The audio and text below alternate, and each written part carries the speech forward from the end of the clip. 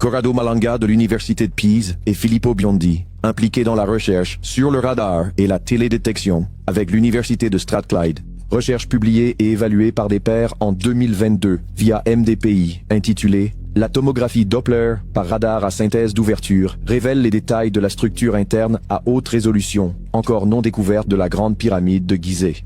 Leurs recherches ont été menées en utilisant des données de radar à synthèse d'ouverture, ainsi qu'un logiciel propriétaire développé par Filippo Biondi, qui transforme les signaux radar en informations phononiques, permettant la détection de vibrations millimétriques. Cette technologie de pointe est capable de révéler des structures souterraines invisibles aux méthodes traditionnelles et a révélé des structures internes jamais vues auparavant.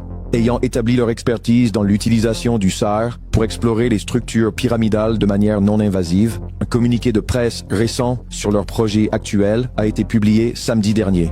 Ce communiqué de presse du 15 mars a résumé les principales découvertes de la recherche de l'équipe sur la deuxième plus grande pyramide du plateau de Gizeh, connue sous le nom de pyramide de Khéphren, et ce qu'ils ont trouvé était stupéfiant. L'analyse de dizaines d'images tomographiques SR, obtenues sous différents angles, a permis la reconstruction en 3 dimensions de l'intérieur de la pyramide de Khafre et en profondeur sous la surface du plateau.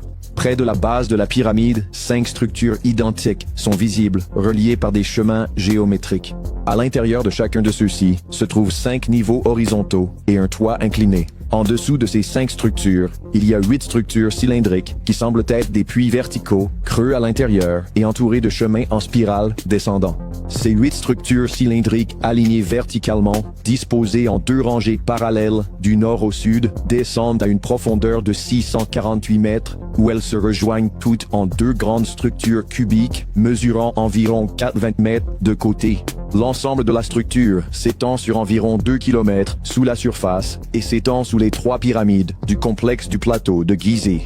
L'égyptologie traditionnelle nous dit que les pyramides de Gizeh étaient des tombes pour les pharaons Khéops, Khéphren et Mykérinos et qu'elles ont été construites vers 2500 avant Jésus-Christ en utilisant des rampes, des traîneaux et des leviers.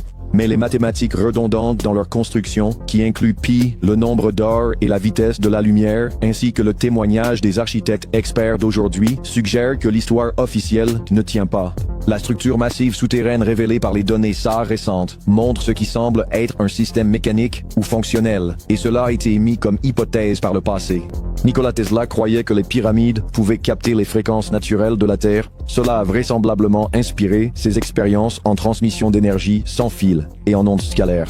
Dans The Giza Power Plant, Christopher Dunn a soutenu que la Grande Pyramide était une machine génératrice d'énergie utilisant des forces résonantes et acoustiques pour convertir le stress mécanique en électricité.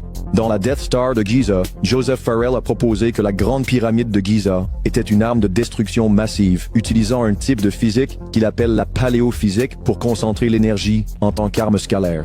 Les puits cylindriques pourraient être des conduits pour l'énergie ou les ondes sonores, et les structures cubiques pourraient servir d'unités de stockage d'énergie ou de stabilisation, semblables à des composants dans une arme à grande échelle ou un générateur. Et la détection des vibrations dans les structures internes de la pyramide reflète toutes ces idées. Le projet Khafre espère planifier une excavation afin d'en savoir plus sur cette structure souterraine. Mais l'histoire montre qu'il sera très difficile d'obtenir une approbation pour cela. Greg Reese rapporte